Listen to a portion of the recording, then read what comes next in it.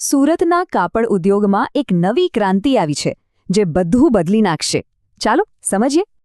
વિચારો, એક મશીન અને ઉત્પાદન 4 ગણું. પણ આ કેવી રીતે શક્ય છે? પહેલાની વાત કરીએ તો કાપડ ઉદ્યોગમાં ઉત્પાદન વધારવું એક મોટો પડકાર હતો.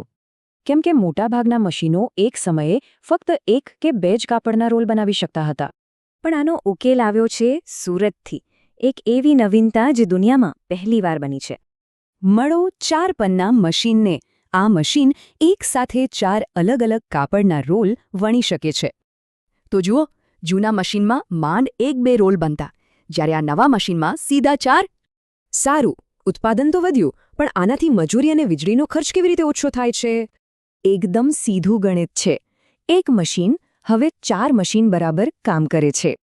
એટલે કે વીજળી અને મજૂરીનો ખર્ચ ઓછો થયો, પણ ઉત્પાદન અનેક ગણું વધી ગયું. અને જ્યારે ખર્ચ ઘટે ત્યારે બજારમાં ટકી રહેવાની તાકાત આપોઆપ વધી જાય છે. આનાથી વૈશ્વિક બજારમાં સારા ભાવ મળે છે અને નાના ઉદ્યોગોને પણ મોટો ફાયદો થાય છે. એટલે આ વાત ફક્ત કાપડ બનાવવા પૂરતી નથી. આ સુરતની ઉત્પાદન ક્ષમતાની સાબિતી છે.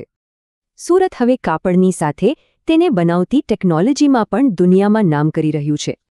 આનાથી સિલ્ક સિટી તરીકેની સુરતની ઓળખ પહેલાં કરતાં પણ વધુ મજબૂત બની છે. આ એ વાતનો પુરાવો છે કે કેવી રીતે એક નાનો વિચાર પણ આખા ઉદ્યોગની દિશા બદલી શકે છે.